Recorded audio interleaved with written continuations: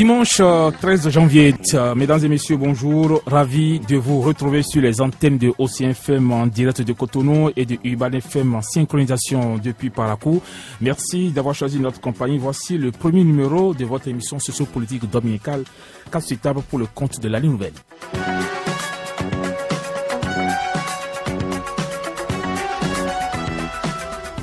Ce sera donc le 28 avril 2019. Le chef de l'État, par l'entremise du Conseil des ministres de cette semaine, a convoqué le corps électoral pour cette date cruciale. Au fond, cette annonce présidentielle arrange tout le gotha politique qui piaffait d'impatience de voir le calendrier électoral respecté.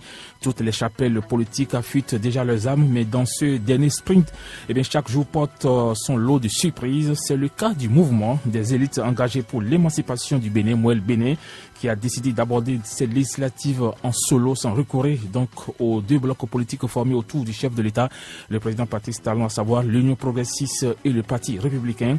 Tout en restant justement dans la barque du nouveau départ, le Mouel Bénin prend son courage et va s'assumer. Quelles en sont justement les principales raisons? Le Mouel peut-il rivaliser sur le terrain avec les blocs politiques déjà constitués? Quels pourraient être les dégâts collatéraux? Après cette prise de position en studio ce matin, le président du Mouel Bénin, M. Jacques Ayadji, puisque vous êtes également dans ce studio ce matin, vous serez également amené, M. le président du Mouel Bénin, à opiner sur quelques sujets d'actualité et nous finirons par un mot sur le niveau de réalisation des grands projets annoncés dans le programme d'action du gouvernement PAG pour ce qui est justement de l'état d'avancement des chantiers, l'entretien du réseau routier béninois. Merci donc à tous les auditeurs de Parakou et environ qui nous reçoivent 5 sur 5 grâce aux techniciens de Urban FM de Parakou. Je voudrais également saluer la diaspora béninoise qui nous suit par le biais de notre application téléchargeable dans le Play Store. Vos appels sont attendus au 65 00 24 24. Installez-vous confortablement. L'équipe de Casse-Table est en place. Chris Bell Mocho à la rédaction, Rock Boton Credo à la technique, Paten Gomez et son équipe à Parakou et moi-même Hospice Colin du Travaux au micro. On est ensemble jusqu'à 10h30. Bienvenue à vous tous. Monsieur Jacques Ayadji, bonjour et merci donc d'avoir accepté notre invitation et merci d'être aussi donc le premier invité de l'année 2019. Bonjour, c'est tout un honneur et je vous laisse saisir cette occasion pour présenter mes vœux les meilleurs au peuple béninois tout entier et à leur souhaiter une année de pleine santé afin que ensemble nous puissions mener à bien le combat pour le développement de notre pays. C'est ça. Alors, je l'avais dit tantôt, j'avais dit en introduction, vous êtes donc le président du mouvement des élites engagées pour l'émancipation du Bénin, Mouel Bénin. Alors, dites-nous comment se porte aujourd'hui votre formation politique? Très bien, très bien. Et si vous êtes un journaliste d'investigation qui est dans le suivi de l'actualité sociopolitique du pays, vous aurez su que Mouel Bénin s'enracine, étend ses tentacules partout au Bénin et au niveau de la diaspora. Vous avez rencontré les populations un peu partout dans les communes, dans les hameaux, dans les arrondissements. J'ai vu effectivement un certain nombre de reportages, monsieur, de mes collègues. Et ça dit qu'en 6 mois déjà, le bébé a grandi. C'est ça. Vous savez, c'est pas la télé, c'est pas la radio qui fait que, qui sont des signes, des justifications donc de l'enracinement des mouvements. C'est ça. Au contraire, ces foules sont trompeuses. Le Bénin a décidé, à travers ses principaux responsables, à aller directement au contact des populations, département par département, commune par commune, arrondissement par arrondissement, village par village, hameau par hameau, concession par concession, tête par tête. Et quelle était la réaction, monsieur, des populations? Ils sont bien accueillis? Est-ce qu'elles sont prêtes justement à ces populations à vous accompagner? Quelle a été leur réaction? Je pense que le message de Mouel Bénin passe, mais l'essentiel n'est même pas ça. L'essentiel pour nous, au niveau du bureau politique, au niveau des instances dirigeantes du parti, c'est d'abord le message. C'est ça. Parce qu'en fait, lorsque vous êtes un leader, vous ne vous laissez pas conduire par le peuple. Vous conduisez le peuple dans la vérité. Et donc, nous allons. Hier, nous étions dans la vallée. Nous avons commencé par Dangbo. Nous sommes allés à Djourou. Nous sommes allés à Bonou. Aujourd'hui, les camarades continuent sur Wenhi. Tout ça se fait sans bruit. Hein. Sur Corvée, et ils vont finir par Djidja, et ça va continuer. J'ai à la maison une délégation de Sinandé qui est arrivée depuis 5 heures. C'est notre émission qui a fait que je leur ai dit de bien vouloir patienter pour mon retour à 11 heures, parce qu'ils disent, je ne les connais pas. C'est eux qui ont appris la nouvelle de Moël Bénin, dirigée par ma modeste personne, qui ont dit qu'ils vont faire le déplacement pour venir m'écouter avant donc de retourner à Sinandé pour travailler. Vous allez à Kérou, vous verrez que nous sommes là-bas. Vous allez à Klankpa, bon, Klankpa c'est déjà chez moi.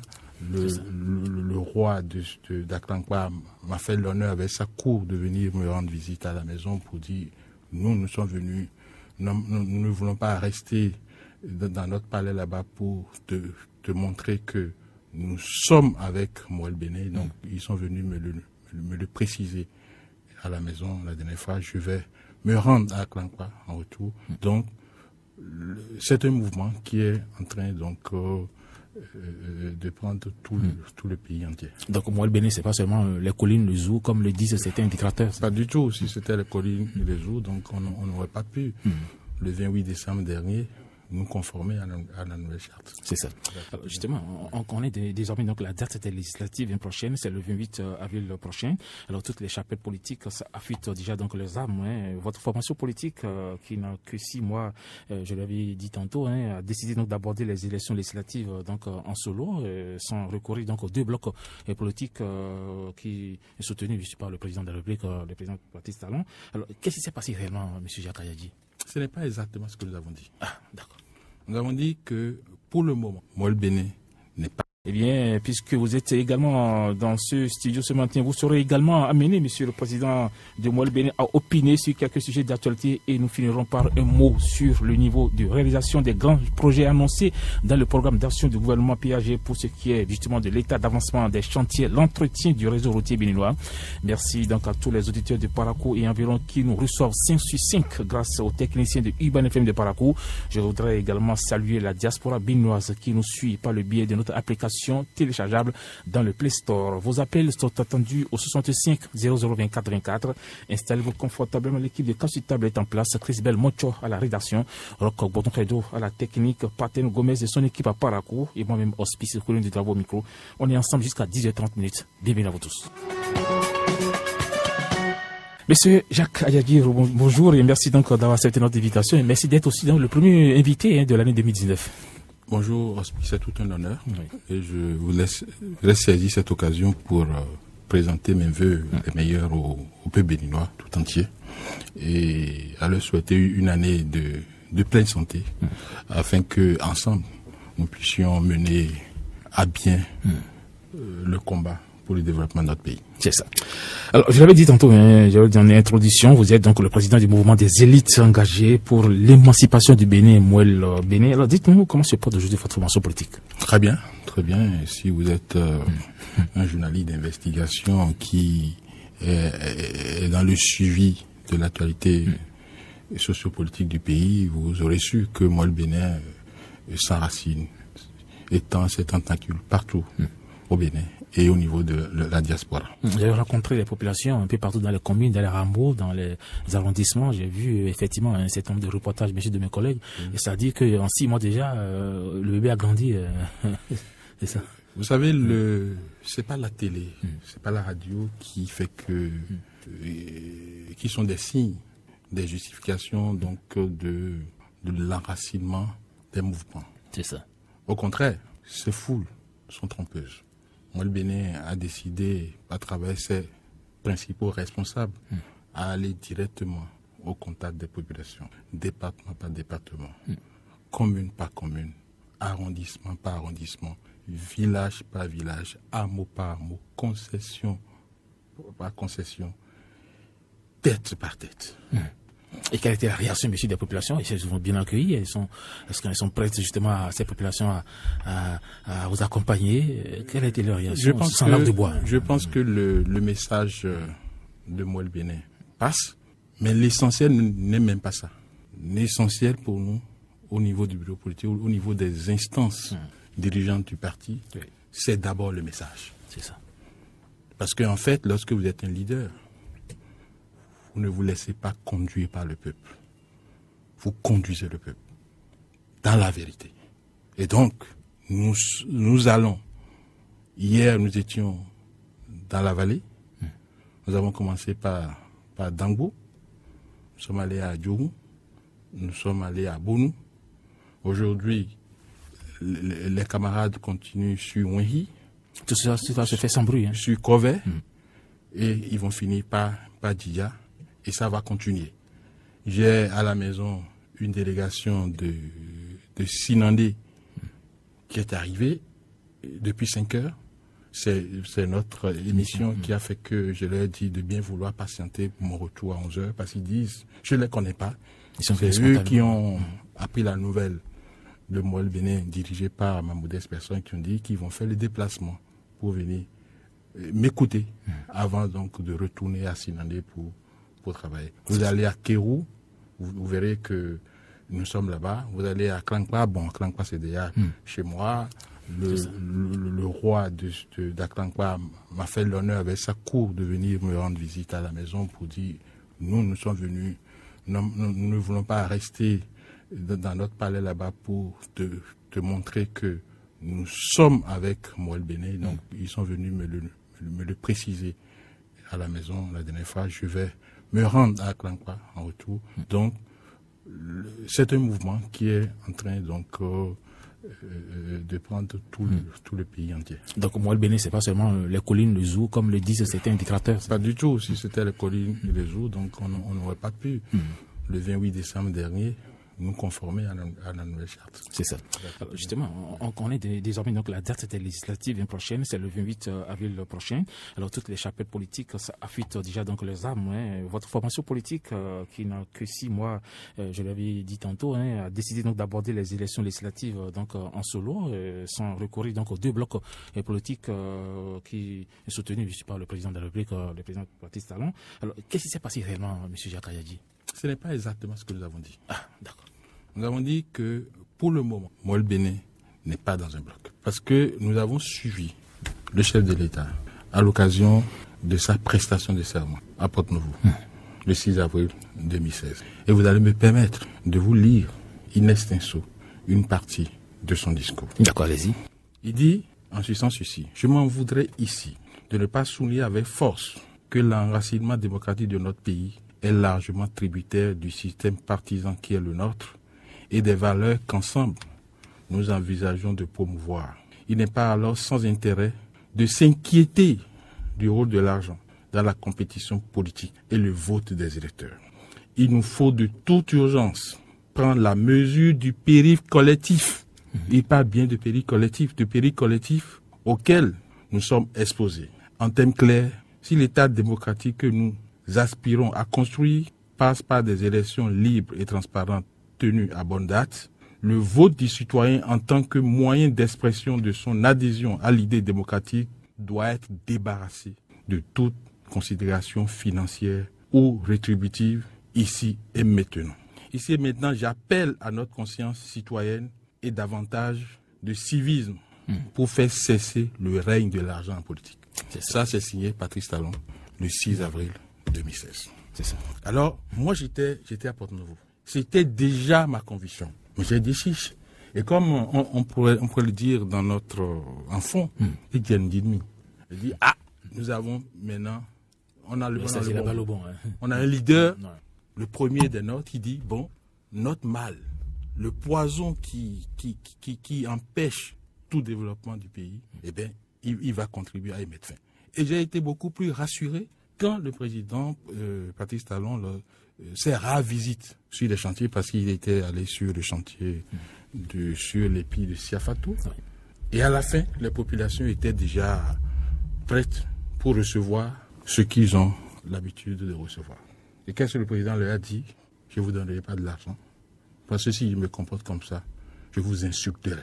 Alors, lorsque vous comparez le discours tenu par le président et l'acte posé, et comme on appelle à l'occasion de cette visite-là, vous voyez que l'homme est convaincu de ce qu'il faut faire quelque chose contre ce désastre-là. C'est ça.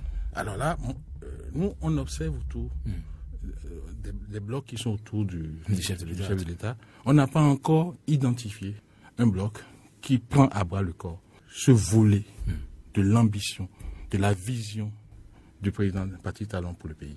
Donc on a mis en place Moël Bénin pour constituer ce chaînon qui va contribuer à aider le chef de l'État à atteindre cet objectif, de nous éviter à nous tous ce péril collectif. Voilà pourquoi Moël Bénin est né. Et donc Moël Bénin est à la recherche, au niveau de la mouvance, des formations politiques qui vont mettre au cœur ce volet-là. Nous ne l'avons pas encore eu jusqu'au lundi dernier où, à l'occasion de la présentation de vœux, je lui ai fait cette déclaration-là. Mais si demain, il y a une formation politique ou bien un bloc qui met au centre, puisque l'alpha de l'action politique au Bénin, c'est cela. Donc l'Union progressiste et puis le parti Rebecca, c'est pas encore ça. En tout cas, je n'ai pas encore vu vraiment marteler pour dire, bon, il faut commencer par là. Parce que si on ne règle pas ce problème, nous ne pourrons pas avoir des routes. Parce que lorsque vous allez mettre quelqu'un à la tête de des routes, au lieu de faire des routes, il va prendre l'argent pour constituer, comme on appelle, une réserve pour pouvoir les distribuer aux populations. Nous ne pourrons pas avoir de l'eau. Parce que vous mettez quelqu'un à la tête de l'eau, il va prendre l'argent de l'eau pour les constituer, pour pouvoir les distribuer par la suite. Et donc, on ne pourra rien faire. Donc, il faut d'abord commencer par là. Donc, si demain nous trouvons, eh bien, on va s'associer. Mais, si ça ne vient pas, moi, le Bénin, en désespoir de cause, restera seul. Mais il ira aux élections, c'est une décision encore que le bureau politique va prendre. Parce qu'il n'y a pas, moi, le Bénin n'a pas d'argent. D'accord. J'allais demander. Moi, mais il n'a pas d'argent. Les 250 millions, oui, parce que lorsque vous êtes journaliste, vous posez cette question, ça nous renforce, n'est-ce pas, dans notre vision de dire non à cela. Parce que Obama, pour être candidat et comment on appelle, aux élections présidentielles aux États-Unis, n'a pas sorti de l'argent de sa poche. Mais est-ce que les Béninois sont les Béninois sont capables de cela. Parce que lorsque ces Béninois vont à la messe, ils ne s'attendent pas à ce que le prêtre, à la fin, leur distribue de l'argent. Il y en a même qui cotisent pour aller au pèlerinage à Dassar. Et à la fin, ils ne s'attendent pas à ce que le clergé leur distribue de l'argent. Ils vont même à Rome. Ils vont à la Mecque. À un moment donné, ils ont été déçus par les politiciens. Bien sûr. Parce que c'est pourquoi moi, le Bénin, veut travailler à réconcilier le peuple béninois avec ses élites politiques. C'est ça. Parce qu'en fait, c'est parce que les populations sont déçues que nous en sommes là. Ces populations sont un peu intoxiquées, malades aujourd'hui, et il faut faire des actions pour guérir ces populations. Parce qu'aujourd'hui, le discours passe difficilement. Vous savez, le mal, il arrive rapidement, mais la guérison est difficile. Mais nous allons exorciser le peuple béninois de ce fléau-là. Parce que si on ne fait pas, quel que soit le leader qui va émerger au Bénin, on sera toujours là à dire les mêmes choses, à se plaindre, alors que les choses se passent de manière qu'on peut dire sans se tromper que c'est le peuple béninois même qui envoie, comme on appelle, ses dirigeants aller voler. Parce que lorsque c'est le peuple béninois, je le dis avec beaucoup de gravité, mais c'est la réalité. J'étais à Bonou hier, d'accord, mais dans la foule, bien sûr, de ceux qui étaient là, mais quelqu'un a dit, campagne mentionne à quoi ton diamant, à quoi au diamant.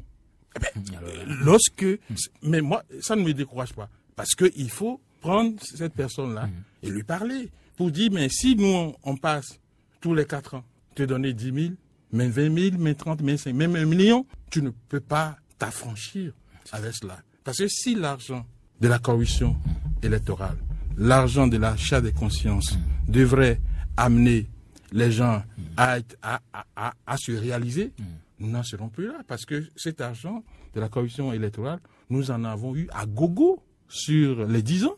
D'avant, de 2006 à 2007, on les a eu à gogo. On a même, à un moment donné, transformé le palais de la République en un temple de la corruption, où des gens s'alignaient et on leur distribuait de l'argent au vu et au su de tout le monde. Donc si ces sous-là devaient permettre aux Béninois et aux Béninoises de se réaliser, on n'en serait pas là encore à se plaindre. Donc il faut travailler sur ça. Donc nous allons travailler De façon, puis parce qu'on ne croit plus. Parce qu'on sait que, de toutes les façons, si vous partez, vous ne reviendrez plus. Il vaut mieux, nous sommes sûrs que nous n'aurons pas de route, nous sommes sûrs que nous n'aurons pas d'eau, nous sommes sûrs que nous n'aurons pas de ça d'éclat, et il vaut mieux alors prendre quelque chose.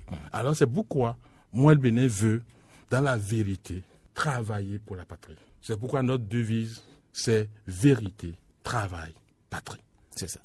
Alors, je me souviens, comme si c'était hier, M. Jacques Ayadi, on a comme l'impression que vous avez déjà prédit un peu le fait que vous serez seul pour ces élections législatives. Je vous disais donc le 28 juillet dernier que l'Oumouel Bénin entend travailler pour une nouvelle manière donc, de faire la politique au Bénin et qu'il ne s'agira pas pour votre parti politique d'aller tendre la main à des paris politiques pour faire de la politique politicienne.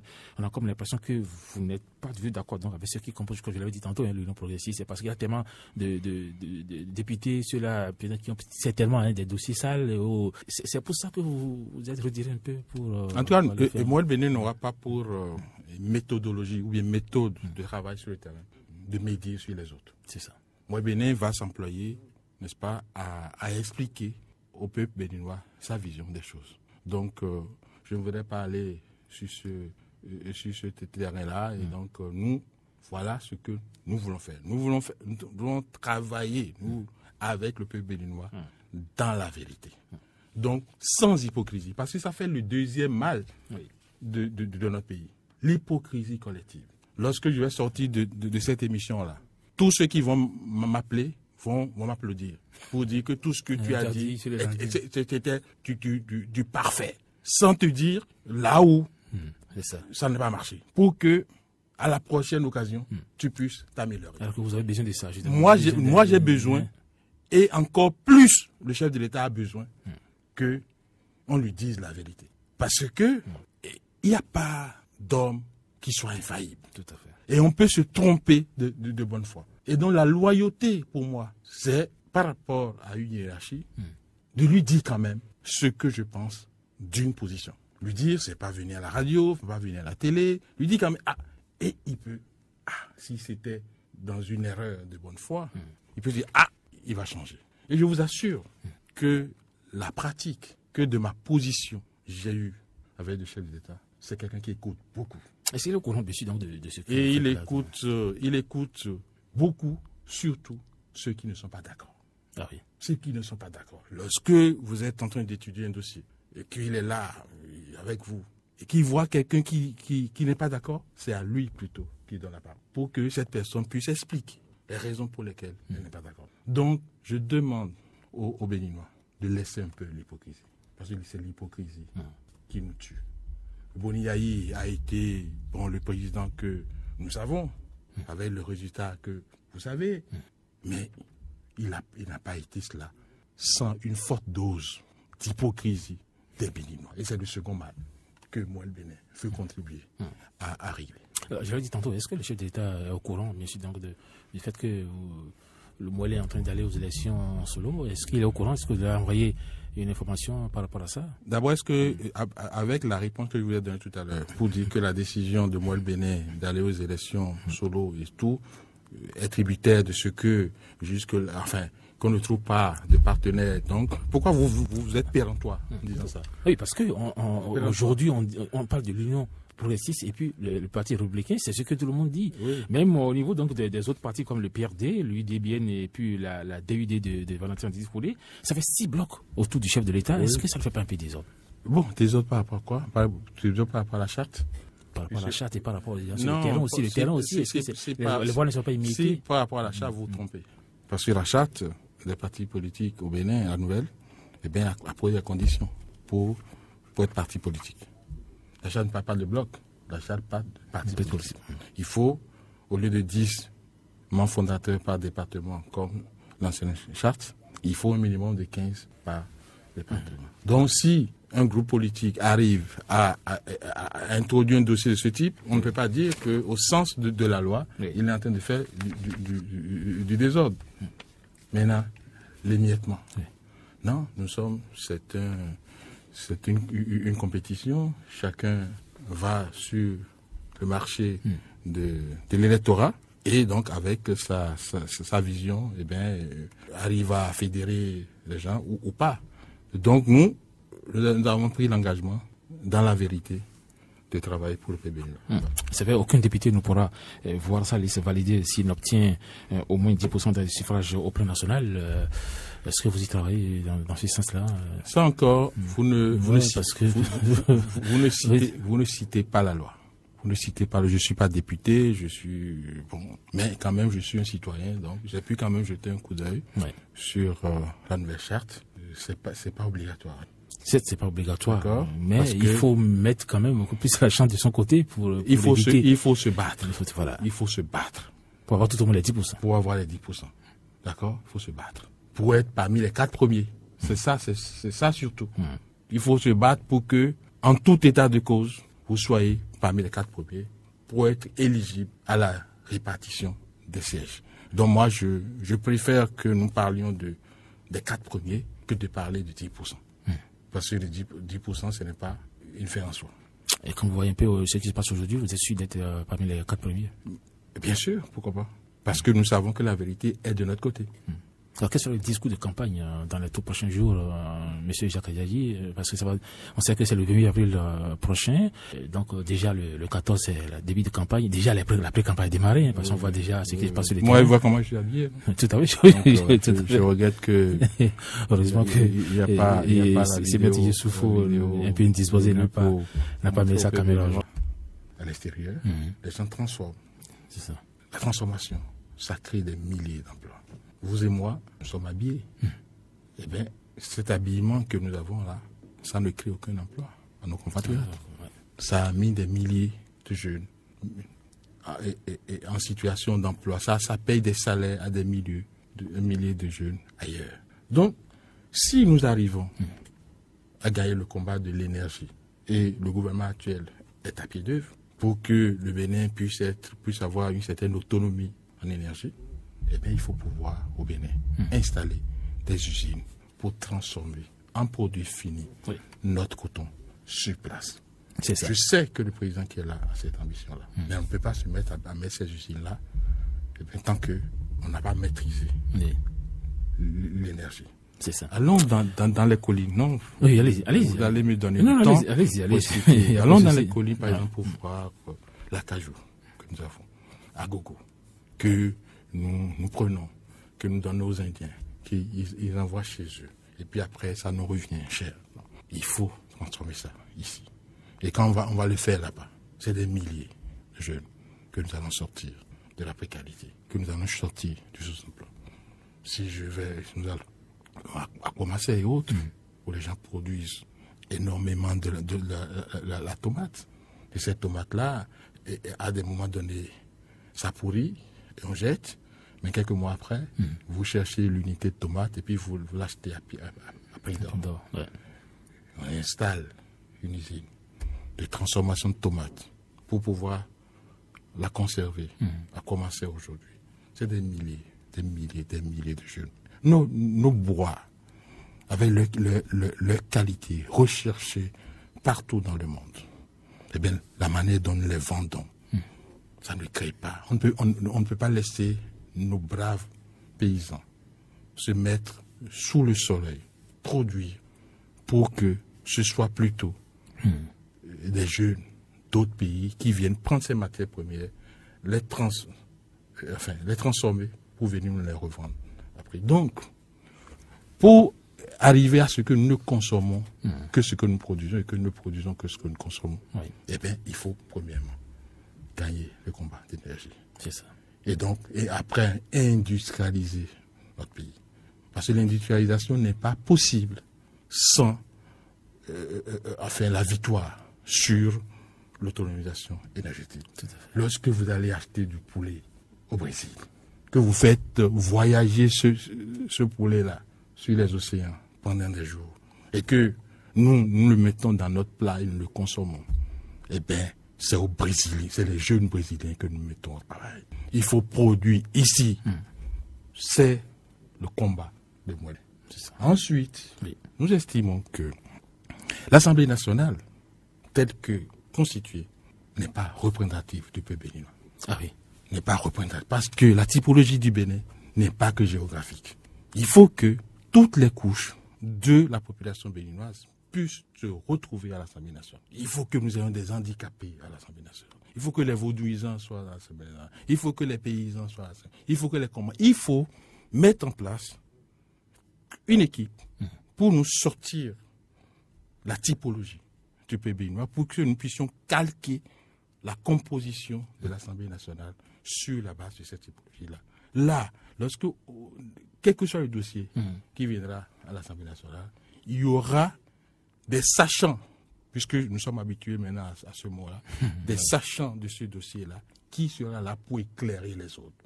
Parce que lorsqu'on dit, oui, voilà, dans la 5e circonscription de notre il faut prendre 5 personnes, à raison d'une personne par commune, et encore que ça ne marche pas souvent, ce n'est pas ça. Ce n'est pas tout ce qui s'est passé sous la Révolution qui était mauvaise. Il faut aller copier un peu.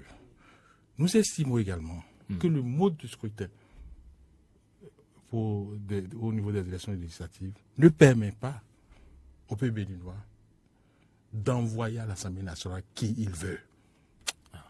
Non. Le scrutin de liste, c'est un scrutin, je ne vais pas utiliser de gros mots aujourd'hui, mais c'est comme si c'est un peu pour escroquer les populations. Parce qu'on met quelqu'un devant et il y a des wagons derrière. Et puis bon, les populations sont en train de voter pour cette personne-là et en même temps, d'autres personnes. Vous souhaiteriez quoi, vous? Et puis oui.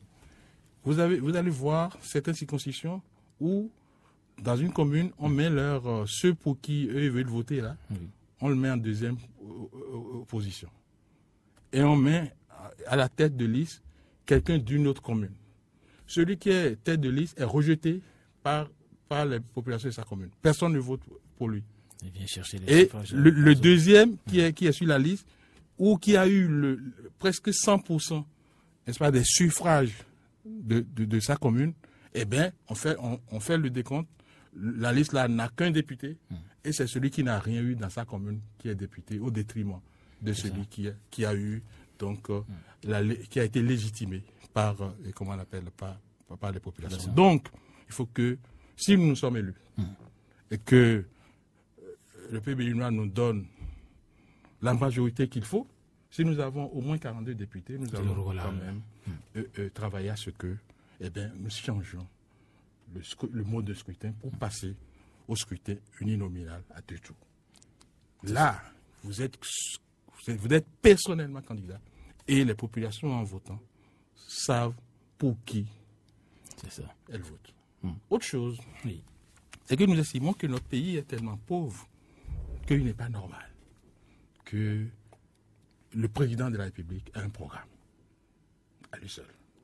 Parce que quel que soit, comment on appelle, son intelligence, il ne peut pas avoir la sens infuse. Il faut que le programme d'action du gouvernement, soit dans la Constitution. Il faut qu'on puisse, si c'est les assises nationales qui vont permettre à élaborer ce programme-là, eh bien, il faut l'élaborer, mais pas sur un coup de tête. Moi, j'ai déjà, dans une ancienne vie, arrivé à faire un travail comme ça à Djibouti, où on a pris tout le pays, on a quand même vu, on a classé. Pour dire, si on doit faire une école, si on a la possibilité de faire seulement dans le pays qu'une seule école, voilà là où cette école va partir. Et donc, ça, c'est un consensus. C'est pas un ministre élève parce qu'il est de Djidja, donc il va construire son truc à Djidja. Je ne veux pas aller sur ce terrain, mais je pense qu'il faut qu'à un moment donné, on s'asseye pour avoir un programme que nous allons loger dans la Constitution. Ça peut être un programme sur 50 ans. Et donc, chacun vient, il fait un pan de ce programme-là. Si son mandat finit en 5 ans ou en 10 ans, et s'il part, l'autre vient, il continue. Et là, nous allons vraiment nous mettre sur le chemin du développement. Donc, voilà un peu tout ce qui nous a amené à vraiment nous jeter à l'eau. C'est ça. Pour dire, bon, voilà, il faut quand même aller porter ce débat-là sur la place. Vous allez également voir que lorsque quelqu'un est au pouvoir et qu'un politique, il a démêlé avec la justice, eh bien, on commence par dire que le gouvernement manipule la justice. À tort ou à raison. Les gens le disent. Mais pour régler ce problème-là, il faut faire en sorte que, au moins, les magistrats du parquet soient élus, plus nommés. Donc lorsque ils seront élus, eh bien, le peuple saura quand même qu'il y a une indépendance. Parce qu'on accuse toujours à tort, enfin à tort, je suppose, les pouvoirs, les exécutifs pour dire bon, on manipule. Non, et puis on commence par élire. Et que ces chancelleries-là tiennent leur position du peuple, eh bien, on saura que de façon... Enfin, ils sont indépendants. Même si les gens travaillent dans leur indépendance, on dit non, parce que. Donc, il faut que nous puissions minutieusement faire le diagnostic des maux qui minent notre pays et pouvoir mettre en place, en face de ce diagramme des problèmes, il y a aussi des mots, je peux parler du diagramme des problèmes de notre pays et pouvoir mettre le diagramme des solutions. Et c'est ce diagramme des solutions que nous allons utiliser pour faire ce que j'appelle le programme de développement du pays. Il ne faudrait pas qu'on appelle ça programme d'action du gouvernement. Non, c'est un peu... Il faut plutôt le programme de développement du pays qu'il faut noyer maintenant dans la Constitution pour que un président de la République ne soit pas libre de changer. Il vient, il fait une part. Ça, c'est la contribution du Mouel le Bénin. Nous allons avancer. C'est ça. Alors, cette idée-là, vous les avez trouvées où? Encore. Ces idées que je viens de vous développer, vous les avez trouvées où? Pas encore. D'accord? Oui. Donc, voilà pourquoi Mouel Bénin à la recherche donc, des chapelles politiques qui vont partager ces visions-là pour qu'ensemble, nous puissions nous mettre ensemble. Il y a aussi la diaspora. Béninoise. C'est pas pour rien que nous avons... On a toujours oublié cette partie oui, il faut, de la population. Il faut faire en sorte que cette diaspora, parce que nous avons une forte diaspora, population, il faut faire en sorte qu'elle soit représentée à l'Assemblée nationale. Il faut. Ils l'ont souhaité à plusieurs reprises. Parce que si personne ne va rester à l'extérieur seulement parce qu'il veut, s'il y a le bien-être, le mieux-être dans son pays, il restera. C'est ça. Moi, je voyage beaucoup, je regarde, je vois des gens qui ont envie de revenir, eh bien, ils sont bloqués. Il faut leur permettre de venir participer au débat national. Et le débat national, ça se passe à l'Assemblée nationale, ce débat national qui va aboutir à la transformation positive de notre pays pour que ces frères et sœurs que nous avons à l'extérieur puissent revenir au pays pour participer à l'œuvre de développement. C'est ça. De notre pays. Alors, M. Jacques Ayadi, c'est vrai qu'on avait entendu dire de la bouche du chef de l'État, vous savez, on n'a pas besoin de travailler beaucoup pour gagner les élections. Il faut justement maîtriser les grands électeurs. C'est cette phase-là, c'est magique. Ça va se réaliser au niveau des législatives prochaines. Vous savez, moi, j'ai toujours mal quand j'écoute les acteurs politiques au Bénin. Parce qu'on est perpétuellement dans la manipulation de l'opinion. Toujours. Parce que ceux qui disent ça, pour dire que le président a dit ça, ils savent que c'est faux. Ils savent que c'est faux parce alors, que... Comment peut-on interpréter justement cette non, phrase dans quel contexte, dans quel contexte le président l'a dit. Le candidat l'avait déjà dit. Pour justifier la nécessité de ne pas permettre à un président au Bénin, de par le diagnostic que lui l'a fait, de ne pas permettre à un président au Bénin d'avoir la possibilité d'un second mandat. Et il avait en face de lui pour dire non, il faut permettre. Et le monsieur dit non, au Bénin, ce n'est pas le travail. Ce n'est pas la qualité du mandat qui fait qu'un président est réélu ou pas. C'est sa maîtrise, ce que vous venez de dire là. Oui, mais il a dit en proposant quoi pour aller comme ça? En disant que, quelle que soit la qualité du président, il faut lui imposer un mandat unique. Parce que si vous dites, bon, s'il fait bien, on va le reconduire. S'il fait mal, on va l'arrêter. Il dit que vous ne pouvez pas l'arrêter même s'il fait mal, parce que Ce n'est pas le travail qui permet. Et puis, le président Patrice Talon a tenu des propos du genre également lorsqu'il était dans la défense de son projet de révision de la Constitution qui proposait le mandat unique. Donc, il était dans la posture de celui qui justifiait la nécessité du mandat unique. Et c'est pour cela qu'il avait dit ça. Donc, ceux qui disent oui, le président a dit oui, bon, non, ils savent qu'ils sont en train de manipuler. Voilà ce que je peux vous dire. Donc, voilà, une vérité, elle se dit, et quelle que soit la situation. Moi, je recommande aux chapelles politiques, lorsque vous voulez citer, il faut d'abord qu'ils viennent à Moelle-Bénin. Je demande à toutes les chapelles politiques du Bénin de venir à Moelle-Bénin. C'est un appel pour que, dans la vérité, nous puissions travailler pour le pays. La vérité d'abord. Ce qui est vrai, c'est que le président Patrice Talon a tenu ce genre de propos. Mais ce qu'eux n'ont pas ajouté pour manipuler les populations, c'est qu'il a tenu ces propos pour justifier la nécessité de lui imposer un mandat unique. Il ne faudrait pas que le fait de choisir de faire un mandat ou pas soit une faculté pour le président. Il faut que ça soit une obligation constitutionnelle. C'est ça qui justifie en disant, ah non, vous vous trompez en disant que si quelqu'un travaille bien, nous allons lui donner un second mandat, mais s'il travaille mal, nous allons l'arrêter et dire, écoutez, vous vous trompez, vous ne pouvez pas l'arrêter parce que ce n'est pas un travail qui permet à un président au Bénin de se faire. C'est ça. Alors, il y a l'ancien président, puisque vous avez évoqué tout à l'heure, le président Thomas Boni Yayi, qui a saisi justement la balle au bon hier face aux femmes FCBE. Il disait que les parlementaires béninois ne doivent pas servir un homme, mais le peuple, et que la 7e législature qui s'achève n'aurait pas bien fait son job. Moi, c'est une honte nationale. Et lorsque vous me dites des choses comme ça, vous me sortez, parce que en fait, aujourd'hui, je suis président de parti. Et je dois essayer de calmer, comment on appelle, mes émotions et autres. Mais si c'est Boni Yayi qui le dit, moi, je ne l'ai pas écouté. Vous l'avez écouté, vous? Oui, c'est lors de la rencontre avec... Mais la notion du pipan, qui a sorti ça ici? Qui a sorti la notion du pipan dans ce pays? Boni Yayi est mal placé pour tenir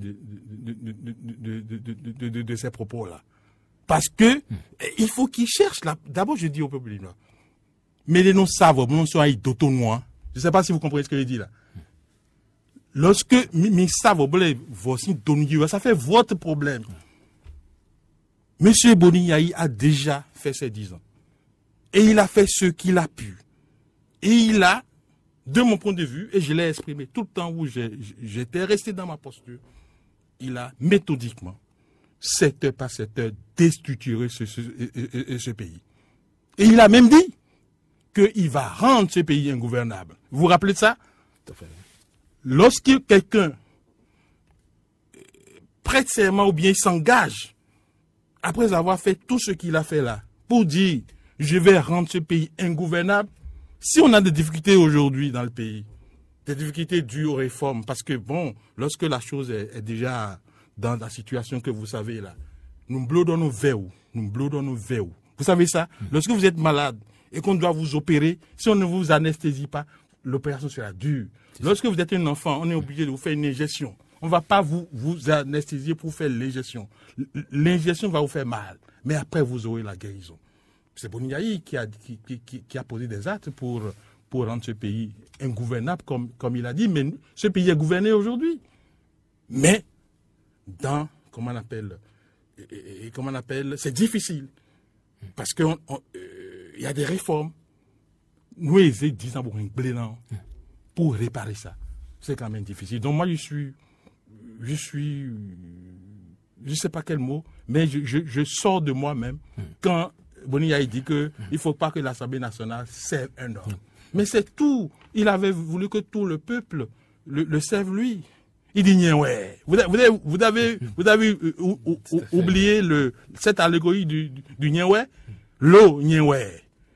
Et l'électricité Nyewé. Non, quand même. Il faut qu'il arrête maintenant. Il faut qu'il arrête.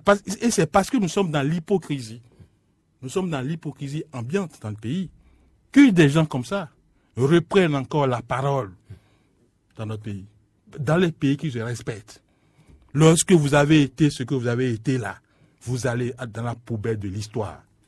Est-ce que vous avez encore revu Jérôme Cahuzac en France prendre la parole par rapport à ce qui se passe? Vous avez quand même vu? Non, lorsque vous fautez là, faut rentrer dans la poubelle de l'histoire. Il faut que le peuple se comporte de façon à ne pas savoir, c'est-à-dire chez nous, lorsque vous faites un sacrifice, et puis, mais nous savons, nous soyons d'autonomie, c'est ça que les gens disent. Donc, si Boni Yayi aujourd'hui revient pour dire oui, c'est lui la solution, non. Qu'est-ce qu'il a fait pendant ces 10 ans-là pour renforcer la démocratie et l'état de droit? Parce que c'est ce que vous avez fait que l'autre hérite.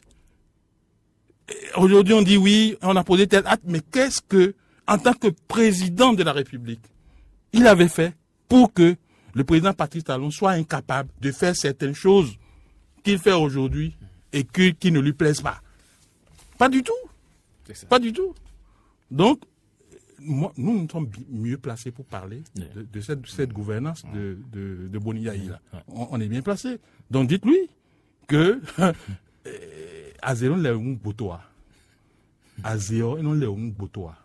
si la cour du Monton est sale, il ne revient pas comment on appelle, au cochon ou bien au porc d'en parler. Non.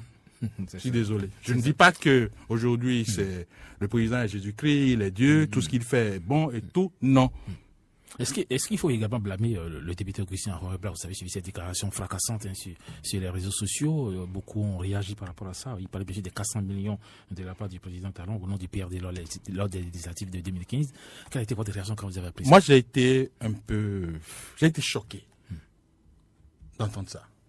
C'est pas parce que Augustin est un ami et qu'il est de la mouvance que si... Moi, j'ai été choqué. C'est la possibilité de le dire. Je ne sais pas. J'ai été choqué. Enfin, je ne sais pas ce que ça veut dire, cette affaire. Avec le président Oubédi, je ne sais pas. Parce que il faut que notre pays change un peu. Il faut que l'argent cesse d'être notre maître. L'argent de la corruption électorale, il faut que ça cesse d'être notre maître. Sinon, enfin, je préfère ne pas trop, mais dire que mon opinion par rapport à cela, c'est que je dénonce cette manière de parler. Pour dire, oui, bon, voilà, on a pris 400 millions. Il faut prouver cela. Il faut pouvoir prouver. Voilà. Mais justement, ce qui est étonnant, c'est que même au sein du PRD, les gens n'arrivent même pas à justifier. Et j'ai dit, mais où sont passés les 400 millions? Eh bien, écoutez, moi, c'est ça qui est... C'est une déclaration qui est révélatrice des mots qui minent notre pays et qui ont amené le président Patrice Talon à faire ce pan de son discours le 6 avril et à se comporter comme il s'est comporté face aux populations donnant ainsi, mes souvenirs sont bons, à l'occasion de la vie. Il faut que l'argent cesse de rien à mettre. Donc moi, je ne sais pas quel mot chat piqué mon ami Augustin Roebler pour qu'il dise des choses comme ça, mais moi, je n'aurais pas dit. C'est ça. Je n'aurais même pas pris de l'argent chez quelqu'un. C'est ça. Alors, dans 2 minutes, sur la 10 heures, hein, ça va très rapidement. M. Jacques Ayagi, nous allons peut-être revenir dans les toutes dernières minutes pour en ce qui concerne justement votre parti politique. Nous allons très rapidement parler bien sûr du procès ICC Service, si vous le permettez rapidement, qui se poursuit donc à la Cour de répression des infractions économiques et du terrorisme criette à Porte-Nouveau. Des témoins, des sachants, si c'est le mot qui est en vogue actuellement, des accusés se succèdent donc à la barre pour éclairer la lanterne bien sûr de la Cour. Alors, vous avez sans doute suivi quelques éléments sonores sur nos antennes, puisque OCFM retransmet en direct ce procès-là. Alors, quelle lecture faites-vous, monsieur, de ce procès depuis qu'il a démarré? D'abord, avant ça, il faut que je dise quelques mots sur moi le Bénin, parce qu'il y a des gens qui disent, ah oui, bon, je vous ai demandé de m'aider à mettre en place une petite activité. C'est des frères au village, des cousins qui disent, ah, mais fille quand même pas 249 millions, il y a élection. Non, c'est aussi révélateur. Cette manière de m'interpeller là, au village. Je dis, ah, de quoi mon. C'est un bon minilou. Non. C'est béninois, ça. Oui, ça veut dire que Oui. la classe politique béninoise a échoué lamentablement depuis les années 90. Pour que le bas peuple ait cette conception, c'est grave. Jacques Ayadi, personnellement, n'a pas 249 millions à donner. D'accord? C'est l'ensemble des militants. C'est pourquoi tout à l'heure, vous me posez la question pour dire est-ce qu'on y a une organisation? J'ai dit non, nous n'en sommes pas encore là. Et cette décision, eh bien, ne m'appartient pas. Ça appartient à l'ensemble des militants de ce parti-là. Parce que si on veut bien aller aux élections, il faut qu'on trouve les 249 millions. D'accord? Aujourd'hui, c'est l'occasion pour moi de saluer les militants de Moël qui cotisent. Ils cotisent. Ils cotisent. C'est rare, hein, des Béninois. Je suis obligé de leur dire merci. C'est ça. Parce que les 5 000 francs de droit d'adhésion, les gens bousculent pour payer. Ah oui. Les 1 000 francs minimum de cotisation mensuelle à compter du mois d'octobre 2018, les gens bousculent pour payer. Il y en a qui payent 1 000 francs, 2 000, 5 000 et autres.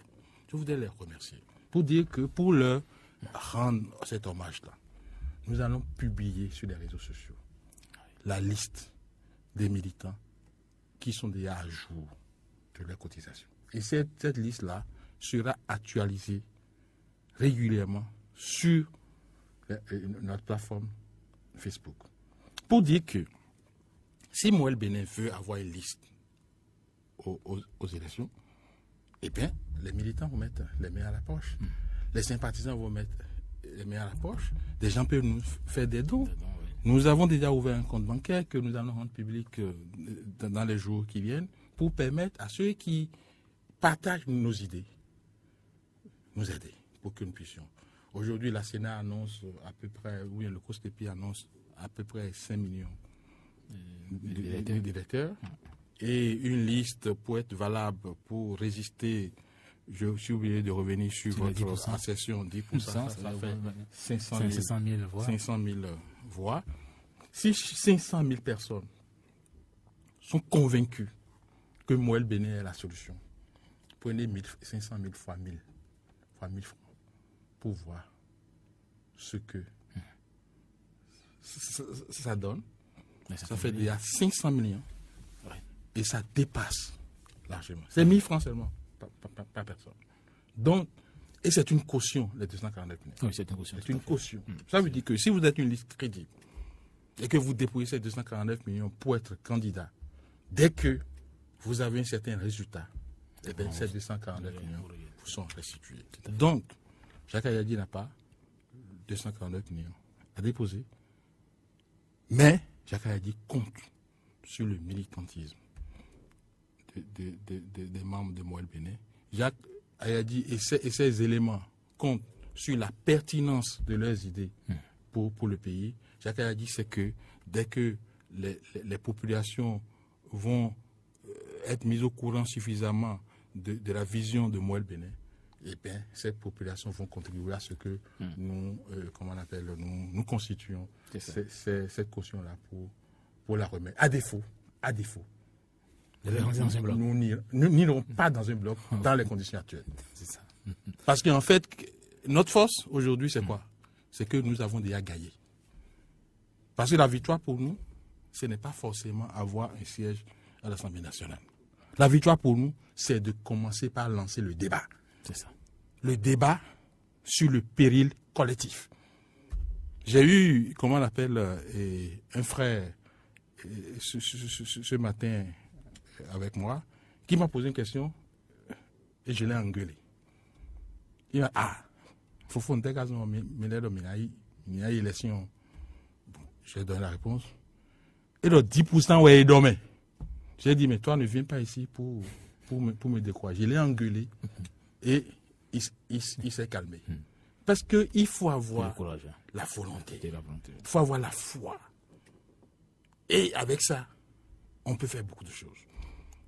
Si Galilée avait eu peur, n'avait pas foi en ce qu'il disait, il n'aurait pas gagné sur le temps, sur le mouvement relatif de la terre et du soleil. Pendant que tout le monde disait, avait la certitude du contraire, il était le seul à dire. Et pourtant, donc il suffit d'avoir la vérité, d'avoir la conviction, d'avoir la foi, et puis on pourra soulever des montagnes. Et je crois que ça passe dans l'opinion. Voilà. Alors justement, je parlais par rapport à ICC. ICC, je pense que c'est un très bon procès. Moi, je suis un peu gêné que de par de mes occupations quotidiennes, je ne suis que des bribes. Mais je voudrais féliciter le président de cette cour-là, que je ne connais pas. Je connais l'ensemble de la majorité des magistrats, mais je ne le connais pas personnellement. Mais il est d'un calme que j'apprécie. Je pense qu'il peut conduire le procès. Je n'ai pas vu, je ne sais pas comment il a été identifié, mais franchement, quand je suis le procès, je suis séduit. J'ai demandé à Serge de vous voir pour me donner l'enregistrement de tout ce qui se passe là, parce que je n'ai pas l'occasion de suivre correctement comme je le veux, pour que je profite des voyages ou bien des temps de repos pour pouvoir quand même écouter, parce que c'est nécessaire, surtout pour des gens comme nous, qui sont aujourd'hui encore en responsabilité. Oui. Il y a toujours un compte rendu quelque part. Lorsque les gens interrogeaient le DG de la police, Sanki Dosso, j'ai suivi quelques parties. Donc, c'est un peu formateur pour dire que lorsque vous êtes dans un siège là, ce n'est pas une fin en soi. Vous pouvez être amené un jour à l'autre à répondre des actes, même les plus anodins, que vous posez dans le fauteuil. Donc déjà de ce point de vue, moi je vois que ce procès rendu public comme c'est le cas aujourd'hui est nécessaire. C'est ça. Et ensuite, on a vu comment celui qui parle de... Je ne sais pas qu'est-ce qu'il a dit, que l'Assemblée ne doit pas au service d'un homme après avoir fait le pipant tout le temps, avant d'aller faire des Niawé. Comment on a géré ce pays? Comment on a géré ce pays? Et puis pour un scandale de ce type-là, des réunions se tiennent au palais de la République. Que des conseils du chef de l'État invitent, comment on appelle, des gens pour parler de ça. Alors qu'on sait que c'est une activité illégale. Non, on ne peut pas. C'est-à-dire on ne peut pas avoir fait tout ça. Moi, le mien, les président de l'Assemblée, non. D'accord? On a déjà eu à transformer le palais de la présidente de la République en un temple de la corruption. Il ne faut pas que le peuple béninois, dans son émotivité, permette à ce que l'Assemblée nationale aussi soit transformée en un temple de la corruption. Il faut, c'est-à-dire, il ne faut pas voir quelque chose qui est créé par quelqu'un et le laisser encore venir pour faire pire. Non, je suis vraiment désolé pour cette affaire. Je connais quelqu'un, il appelait Goff FM tout le temps là. Je suis d'Asco ou quelqu'un qui a de Calavi là. Au moment où l'affaire ICC battait son plein, je le voyais grouiller chaque matin pour dire quelque chose qui se passe, comment on appelle, à Calavi. Il faut que le gouvernement... C'est ça. On a réagi. Et s'il avait insulté Yahi Boni en ce moment-là, les gens auraient su. Donc, ceux qui disent qu'ils sont restés aux responsabilités et qui ne sont pas informés de ICC, ça veut dire que vraiment, nous avons mis notre pays en danger pendant ces années-là. Parce que si, avec tout le service de renseignement, le fait que ICC service soit implanté partout dans le monde, partout dans le pays, que les autorités, ni le ministre de l'Intérieur, ni le ministre de la Défense, ni le président, ni personne, alors que le président de la République a eu l'occasion à plusieurs reprises de recevoir ces gens-là au palais, d'envoyer des ministres le représenter à l'occasion donc des libéralités que ces gens faisaient, même à l'endroit du gouvernement, parce que j'ai appris qu'ils ont donné une pick-up dans une, comment on appelle, à une brigade de gendarmerie, et on envoie un ministre d'État d'un pays aller réceptionner juste un pick-up. Non, on ne peut pas faire tout ça. Tout à fait. Venir ici. Bon, les gens disent oui que c'est un procès politique. Non, ça peut être un procès politique. Eux aussi, quand ils seront là, ils n'ont qu'à venir faire le procès politique. Nous, on veut savoir ce qui s'est passé. On veut savoir ce qui s'est passé. Voilà, Monsieur Yakayadi, nous sommes vraiment tenus par le temps, mais nous n'allons pas vous laisser partir de ce studio sans parler justement de l'état d'avancement des chantiers, l'entretien donc du réseau routier béninois. Vous êtes directeur général, bien sûr, des infrastructures du ministère des infrastructures et des transports. Vous avez affirmé que 2018 sera l'année d'intensification donc des travaux. Peut-on avoir un peu le point? Est-ce que ça a été réalisé, ça a été fait, certains travaux-là? Je ne peux parler que du secteur routier, dont mon ministère a la charge. Aujourd'hui, on peut dire qu'en termes d'engagement des projets du PAG, nous sommes à 61 poussières. Et quand il dit 61%, je ne dis pas que tous ces projets-là sont des achevés. Les projets qu'on a démarrés, c'est-à-dire on a signé des marchés et autres, et les travaux sont en cours, ça fait de l'ordre de 61%. Voilà ce que je peux vous dire. Pour dire que, méthodiquement, sans bruit, sans visite intempestive du chef de l'État sur ces chantiers, sans une émission du chef de l'État dans la gestion des chantiers, sans même une émission du ministre dans la gestion des marchés. Parce que moi, je ne vais pas donner d'exemple.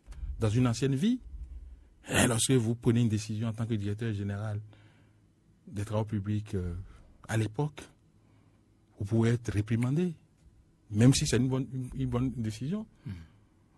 Donc, mais le chef de l'État, il vous donne la main libre pour travailler. Et il vous attend au résultat. C'est ça.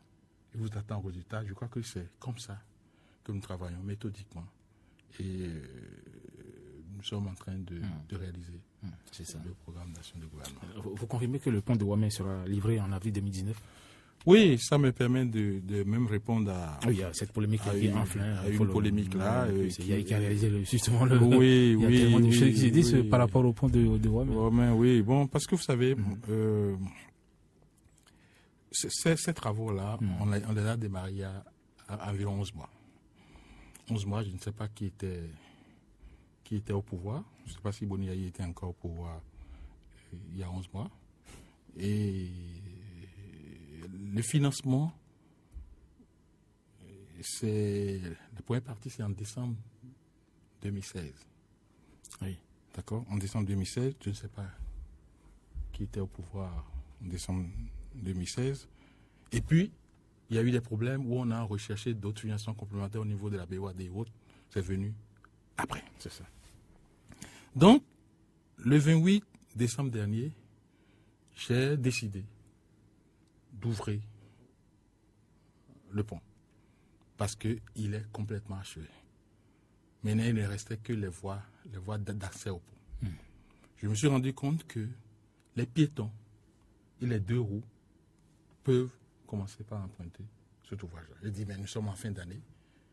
Quel cadeau le gouvernement peut faire, comment on appelle aux populations. Et donc, j'ai décidé d'aller ouvrir ce pont-là. Et c'était une liesse populaire. Les gens étaient tellement... Ils contenaient à peine leur joie de pouvoir, de Ouamé, rallier Kokotomé sans aller faire le détour ou bien sans prendre le risque de se noyer dans le lac. Mais, comme ceux dont vous parlez là, ils ne veulent pas ça. Ils veulent que toutes les populations du Bénin, du Nord, sur l'Est, soient en train de taper sur le gouvernement pour dire « Ah, ouais, nous sommes tous en train de souffrir ». Ils ont dit « Ah, Jacques Ayadi est venu vociférer pour dire que c'est Talon qui a fait ». Non. Ils peuvent même revendiquer ça. Mais nous, aujourd'hui, nous sommes fiers d'avoir conduit le projet. C'est ça. Dans la rigueur, avec des études minutieuses. On fait qu'on a réalisé ce pont-là sans que des gens ne soient tués. Il y a quelques années, le gouvernement Boni Yayi a, sans études, fait démarrer les travaux. Et puis, il y a 7 personnes qui sont englouties. Je crois que par respect aux âmes de ces personnes-là, la FCBE ne doit pas tenir le discours que vous relayez là. Donc, c'est un projet fait par notre gouvernement. Et puis, ce reproche-là, on ne peut pas faire ça au gouvernement Patrice Talon. Regardez, en avril 2016, quand on m'avait demandé de faire le point, n'est-ce pas, de la mise en œuvre du PAG Foulé-Poutier, j'ai fait la part des choses. J'ai parlé des projets hérités de l'ancien régime. Dans une ancienne vie, on ne faisait pas cela. On venait prendre tous les projets, on dit oui, les autres, non. On est allé jusqu'à même dire que de 1960 en avril 2006, qu'il n'y avait rien eu en matière d'infrastructure routière. Et c'est ça même, je les félicite. Parce que moi, j'étais dans l'anonymat à l'époque. Personne ne connaissait Jacques Ayayi, sauf ceux avec qui j'ai fait l'université. Mais c'est ça qui m'a sorti de mes gants. Mais qu'est-ce que ces gens-là disent? Pour dire, mais donc de 2006 à 2011, on a fait 45% de tout ce que tous les régimes réunis ont fait de 1960. Et c'est ça qui a fait que j'ai fait sans être syndicaliste. Je n'étais pas syndicat. J'étais seulement un chef de division temporaire en plus. Chef de division temporaire du projet Godomé-Calavi. Donc, un cadre vulnérable. Je suis sorti, j'ai dit non. Ça peut pas continuer. Vous avez fait seulement, en 5 ans, 14 km. D'accord? Preuve à l'appui. Le tableau, si vous allez sur les réseaux sociaux, vous allez les voir. Parce que le ministre Fayon à l'époque a dit oui, c'est celui qui a mobilisé le financement d'un projet qui a la paternité de ce projet-là. D'accord? J'ai pris seulement ce pan de sa déclaration. 2006 à 2011, 14 km. Oui. Et donc j'ai sorti projet par projet. La date, le financement a été mobilisé avec les preuves de l'accord de prêt. Et j'ai publié. C'est ça. Implacable. 14 km. J'ai vu le ministre Fayon, c'est un ami, aujourd'hui, eh bien, qui avait pris les journaux matinales et autres, DGTP, pour droit de réponse. Ok, les gens, ils ont fait des codis et autres, ben, ils ont dit, mais c'est que il n'y a rien de faux là. Tout ça peut se... Moi, j'ai eu une déformation. Je n'arrive pas à dire quelque chose sans être sûr que je ne vais pas baisser la tête après. Donc, j'ai fait un document élaboré et ils étaient incapables. Et puis, le verdict est sorti. Les gens du haut-ministre Fayon ne sont pas capables de contrôler. Alors, si vous ne pouvez pas le contrôler, arrachez-lui alors son véhicule. Parce qu'en tant que chef de division sur un chantier, bon, j'avais droit à un véhicule, donc arrachez-lui le véhicule. Bon, arracher le véhicule, ça ne veut rien dire. Moi, je ne sais pas. Donc, bref, ce n'est pas ceux qui sont venus dire ça de leurs prédécesseurs qui viendront donner la leçon au régime actuel, alors que ce régime a déjà fait la part des choses en disant les projets hérités de l'ancien et les projets. Ce que moi je souhaite, puisqu'ils ont déjà mis tous les sous en place avant de partir, moi je voudrais demander au président Boni Yayi, à tous ceux qui parlent aujourd'hui pour dire que le pont, c'est Boni Yayi qui l'a fait. Moi je suis pressé d'aller faire la route Niki Kalale Segban, que le président de la République a déjà lancé, le président Boni Yayi a déjà lancé plusieurs fois. Que le président Boni Yayi, en présence du ministre Sonon, qui est un ami au passage, a demandé à une entreprise qui n'était pas en relation contractuelle avec l'État de creuser, de commencer par creuser pour que les gens savent que les travaux ont commencé. Je voudrais lui demander, et à ces aspidés, de m'indiquer où se trouvent les ressources qu'il a mis en place pour faire ces travaux, pour que j'aille les chercher, pour aller faire, puisque nous sommes en train de rechercher de l'argent pour faire Niki Kalale Segban, qui a déjà fait l'objet de plusieurs lancements. Je vais poser la même chose, la même question, la même doléance pour Djougou, Peunko, Kero, Panikwara. Et le roi de Peunko sait que cette route-là a été lancée plusieurs fois par le président Boni Yayi. De nous dire, pour que nous arrêtons de fatiguer la BAD, parce qu'avec le leadership éclairé du président Patrice Talon, nous avons déjà bouclé le financement au niveau de la BAD. Donc que nous cessons de fatiguer la BAD pour aller rechercher cet argent-là qu'ils ont déjà mobilisé, qui leur ont permis de lancer ce projet-là plusieurs fois. Aller chercher cet argent-là pour aller faire Djougou, Tongo, Kerou, Banikwara pour le bonheur des populations. Il y en a de même pour gagner carrément. Lancer plusieurs fois. Si parce qu'on s'est débrouillé pour faire le pont de Ouaman, on dit oui, ah non, pourquoi vous dites ça, c'est nous qui avons fait. Ils n'ont qu'à nous dire maintenant, là où se trouvent ces différentes ressources-là, pour que j'aille les montrer au président Patrice Talon, pour qu'on aille les chercher pour aller faire ces projets-là. Là, ils vont nous permettre de sortir de notre planification. Parce que nous avons une planification qui va nous permettre d'intervenir sur chacune de ces routes-là. Voilà ce que je peux dire. Voilà. De toute façon, nous sommes téléphonés. Je ne sais pas si peut-être une dernière question avant peut-être d'ouvrir l'antenne aux amis de 2 ou 3 personnes, parce que nous sommes tenus par le temps. Alors, le chef de l'État a annoncé lors de son discours face aux députés qu'il a déjà créé 200 000 emplois. Ça a fait grincer un peu les dents chez certains. Comment avez-vous accueilli justement cette nouvelle des 200 000 emplois déjà créés par le chef de l'État? D'abord, les gens, quand on dit on a créé des emplois, les gens pensent que bon, c'est les gens qui ont tout ça. Non, l'emploi, c'est pas. Quand je vous ai parlé de la vision de Moël, je vous ai dit qu'on veut prendre des décisions pour mettre la jeunesse au travail par la consommation, la préférence nationale. Nous avons des chantiers. Et eux, ils savent combien de personnes on recrute sur un chantier. Ils savent ça. Donc, c'est des statistiques. Le chef ne peut pas venir sortir un chiffre comme ça. Vous allez à Porto-Novo un chantier. Vous allez à Natengo un chantier. Vous allez à Outepe un chantier. Vous allez, comment on appelle, à Calavi un chantier. Vous allez à Tofo, Lalo et autres, à Gmaïzoun, c'est un chantier. Etc. Il y a des chantiers d'adduction d'eau qui sont partout. Il y a des chantiers d'électrification qui sont partout. Donc, si on fait une bonne statistique de ces trucs-là, on ne sera pas. Je ne suis même pas sûr que ce chiffre-là soit vraiment. C'est un chiffre revu. Ça peut même dépasser. Ça peut dépasser ça. Et puis même les bonnes dames qui viennent vendre. Du fait qu'il y a un chantier et qui mobilise les gens qui sont obligés de quitter chez eux pour venir travailler et puis rester longtemps. Les bonnes dames qui viennent vendre. Vous savez, vous n'avez jamais construit chez vous. Si vous avez un chantier, même un chantier individuel, et vous me le mettez en chantier, vous ne savez pas qu'il y a des gens qui viennent vendre à Bobo, tout ça là aux gens. C'est pas de l'emploi. Donc que les gens, oui, nous sommes en politique. Parce que si jamais ils disent que tout se passe bien, ils n'auront pas d'argument pour arriver. C'est pourquoi je demande au peuple, attends, on fait une quoi. Attends, on fait une quoi.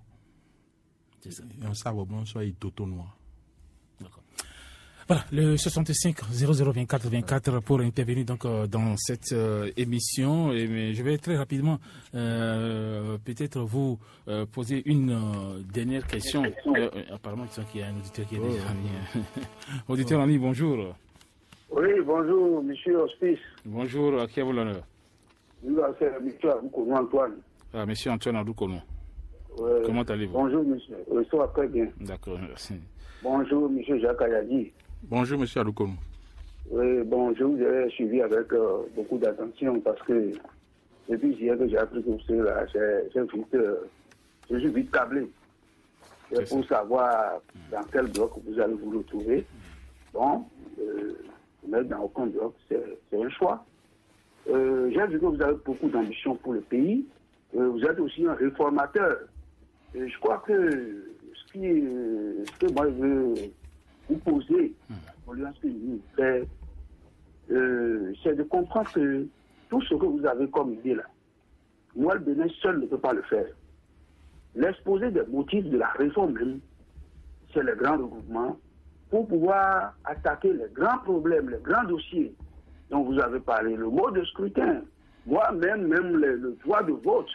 Est-ce que tout le monde peut voter déjà cette étape-là? Parce que quand vous consultez l'histoire constitutionnelle des pays occidentaux, ils sont passés par le suffrage censitaire, après les hommes ont voté, après les femmes sont venues, parce qu'aujourd'hui les gens prennent le droit de vote comme un chantage.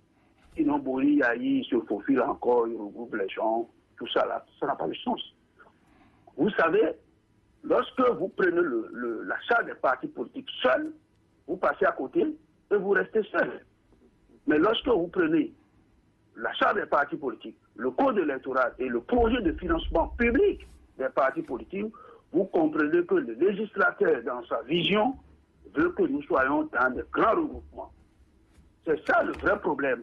Et lorsque nous sommes dans le grand regroupement, on fera le grand débat pour le pays. C'est vrai, pour les législatives prochaines, ça ne va pas prendre parce que la politique est dans, chaque bloc va faire ce qu'il veut, mais à long terme, on sera obligé de rester ensemble. Si on a pris un seuil de 10% dans le code électoral, c'est pour que, quand bien même vous vous conformez à l'achat des partis politiques à raison de 15 personnes par commune, par rapport au mode de scrutin, vous puissiez vous sentir la nécessité de vous mettre en de grands groupes. Voilà, pour pouvoir aussi bénéficier des financements publics. Ouais. Donc, je voudrais que vous puissiez approfondir vos réflexions et que, même après les élections, vous voyez les grands ensembles dans lesquels nous pouvons rester pour faire de grands débats. Donc, je vous remercie pour votre courage. Merci beaucoup, Monsieur Antoine Adoukonou, pour votre contribution. Et voilà, puisque c'est la seule ligne qui marche actuellement. Oui, au deuxième auditeur en ligne, bonjour. Oui, bonjour, monsieur le journaliste. Oui, bonjour, à qui vous l'honneur? Hubert Arroton, je vous appelle d'Adjo. Hubert Arroton d'Adjo, hein? Oui. D'accord. Oui, Adjo. Ok, merci. Mais en fait, j'ai suivi votre invité. Monsieur Jacques Ayadi, bonjour. Oui, bonjour, monsieur Arroton. Bon, j'ai suivi votre idéologie, c'est de combattre le pouvoir d'argent dans la politique. Je suis parfaitement d'accord, parce que ça rejoint un peu mon idée. Mon idée selon laquelle le président Yahi Boni est un président de la corruption électorale.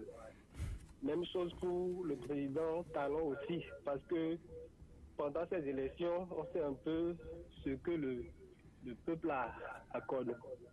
Donc, si vous êtes dans cette lancée, je pense que vous avez le soutien du peuple.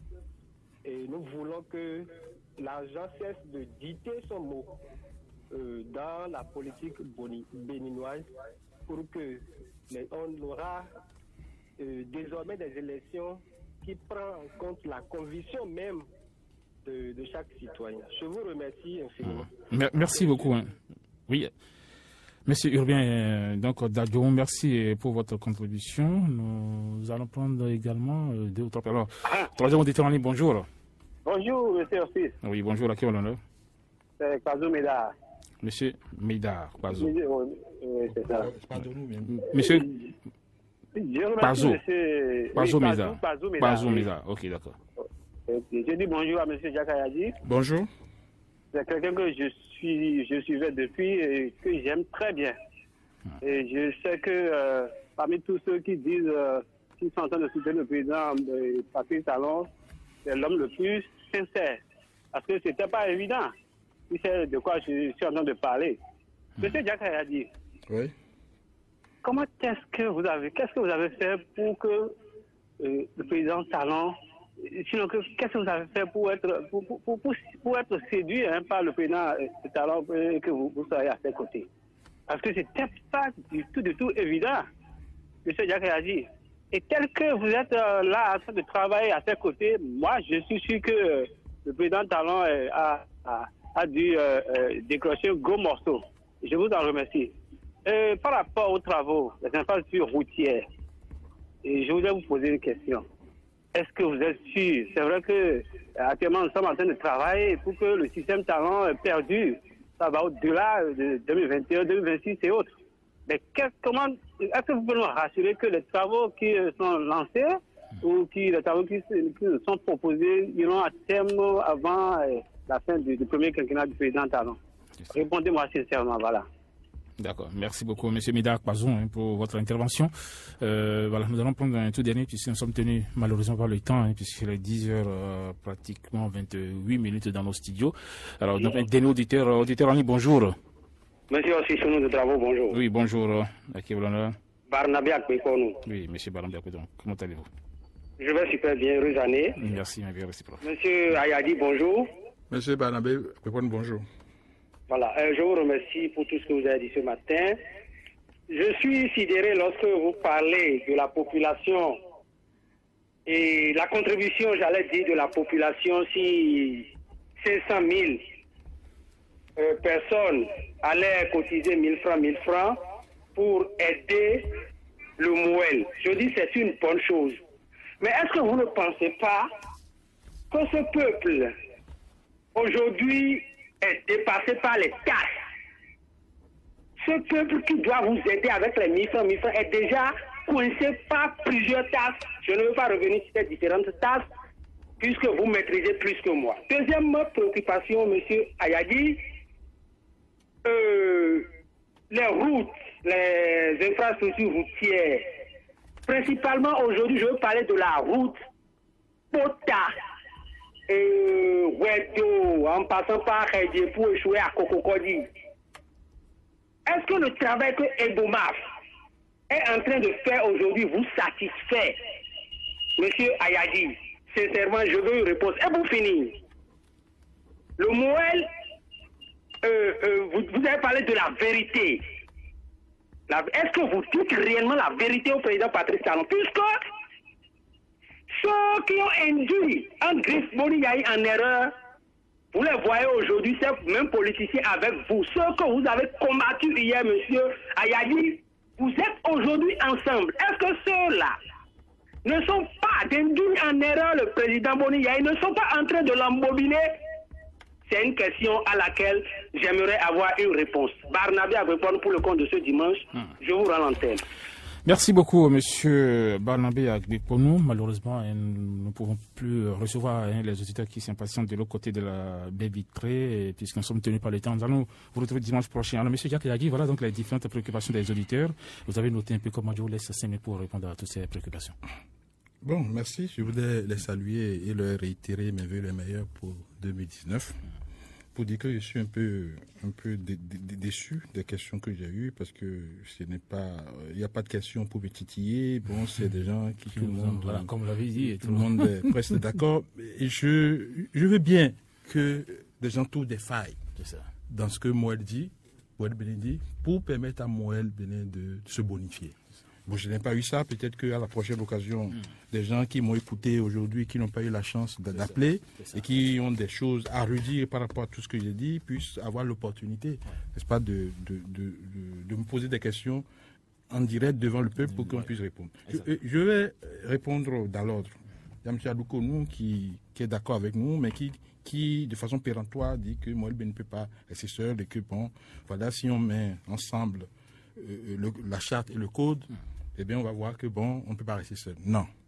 Nous n'avons pas fait de fixation sur les blocs. Non. D'ailleurs, le code ne parle même pas de blocs. La charte des partis ne parle pas de blocs. Et puis, je vous ai dit tout à l'heure que le Mouel Bénin ne veut pas forcément avoir des députés. Non. Si notre vérité ne passe pas aujourd'hui, elle va passer un jour. Et on veut prendre date avec le peuple béninois. Pour dire qu'à un moment donné, pour être fier, du moins, à un moment donné, d'avoir dit, ou tenté de dire, ou d'avoir fait, ou tenté de faire ce qu'il faut au peuple béninois. Donc nous sommes, à Mouel Bénin, des leaders qui veulent conduire un peuple et non nous laisser conduire par le peuple. Nous savons ce que nous disons est vrai et que personne ne le dit avec nous. Et pourquoi on ira dans un autre? On dit que c'est les oiseaux de même plumage qui volent ensemble. Aujourd'hui, nous n'avons jamais dit que nous n'irons pas dans un bloc. Mais on dit voilà ce que nous voulons. Voilà ce que nous voulons pour notre pays. Nous voulons finir avec l'hypocrisie qui fait que ce que Agbeponou nous dit là, ça peut être vrai ou bon, lorsque le chef dit quelque chose, même si on est contre, même si on ne peut pas dire ah, monsieur le président, et si ça on faisait comme ça. La première loyauté, c'est ça. Dire envers et contre tout son opinion sur une position d'un supérieur hiérarchique. Et moi, je le fais. Je le fais. C'est-à-dire, si j'ai une opinion, d'une manière ou d'une autre, je sais comment dire au chef de l'État mon opinion sur quelque chose. Ça peut ne pas passer par moi-même, je n'ai pas la science infuse. Je peux dire mon opinion et on va m'expliquer pour dire, ah, attention, ceci. Mais malheureusement, la majorité des Béninois sont dans l'hypocrisie. Il faut taire l'hypocrisie pour que ce pays se relève. Il faut taire l'hypocrisie. Donc, j'ai répondu directement à Paul. Donc, pour M. Adoukonou, non. Nous allons... L'essentiel pour nous, nous avons déjà la victoire. D'avoir mis le débat sur la place publique. C'est déjà notre victoire. Qu'on ait des députés à l'Assemblée, qu'on ait ceci. Non, c'est pour... Si le peuple est d'accord avec ce contrat social, qui sera décliné en un carré propositionnel, et à ce peuple-là, si le peuple est d'accord avec nous, nous allons avancer. Il y a beaucoup de choses que nous n'avons pas dit. Par exemple, nos entreprises nationales. Il faut modifier le code électoral. Pardon, on est en élection. Le code des marchés publics de notre pays. Pour faire en sorte qu'aucune entreprise étrangère ne vienne au Bénin ici gagner par elle tout seul un marché public.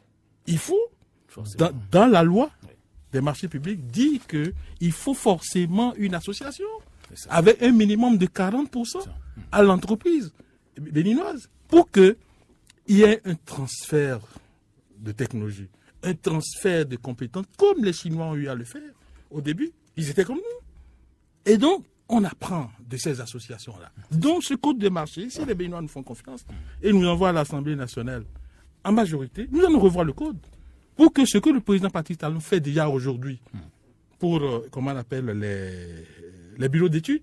Aujourd'hui, sous le régime de la rupture, il n'y a aucun bureau d'études de l'extérieur qui vient travailler au Bénin sans s'associer avec un bureau local. Il faut que ce truc-là soit élargi aux entreprises. Oui, très rapidement, puisque il y a mon cancer qui s'impatiente dans mon casque pour intervenir, justement pour faire le point. C'est fini. Monsieur Achoton, combattre l'argent, nous sommes déjà dedans. Méda, qu'est-ce qui vous a... Bon, moi, je ne veux pas... Moi, je ne sais pas. Ça vous a séduit? Séduit le président. Bon, peut-être le président, il aime les gens de vérité. Moi, je peux dire de façon péremptoire, ici, dans votre studio, que je ne suis pas esclave de l'argent.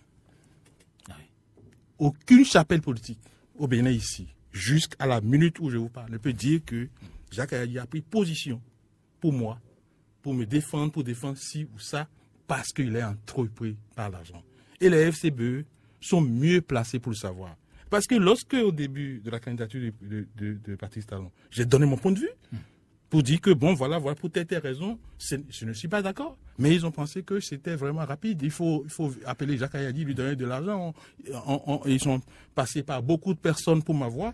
J'ai dit à ce président-là que Jacques Ayadi, c'est pas l'argent qui est. Peut-être qu'il y a tous ces éléments-là qui font que, bon, Agripota, je crois qu'Agripota, nous, il est... S'il me suit bien, il va voir que je ne suis pas tendre avec l'entreprise des Bomaf. L'employé n'a pas le choix que de faire les travaux normalement tels que prévus par le chef de l'État. Donc je pense que la situation a un peu changé. Je crois que d'ici à là, on verra vraiment du concret et ça a commencé déjà. Donc je vais faire une visite de chantier pour montrer au peuple béninois quand même. Mettre un peu la pression aussi. Oui, mettre la pression parce que Ebomaf a besoin de pression et jamais suffisamment. Voilà. Voilà, merci beaucoup, Monsieur Jacques Ayadi. Nous allons, avant donc de vous laisser la parole pour votre mot de la fin, faire un rapide tour donc à la rédaction centrale de Océan FM pour écouter notre consoeur Chris Belmocho qui a suivi de bout en bout cette émission. Il va nous faire le résumé en 2 minutes 30 secondes. Chris Belmocho, bonjour. Bonjour, Hospice. Alors, donc, vous avez le micro pour le résumé de cette émission. À l'image des différents groupes et alliances politiques, le mouvement des élites engagées pour l'émancipation du Bénin, Mouel Bénin, sous la houlette de son président Jacques Ayadi, n'entend pas rester en marge des prochaines élections législatives.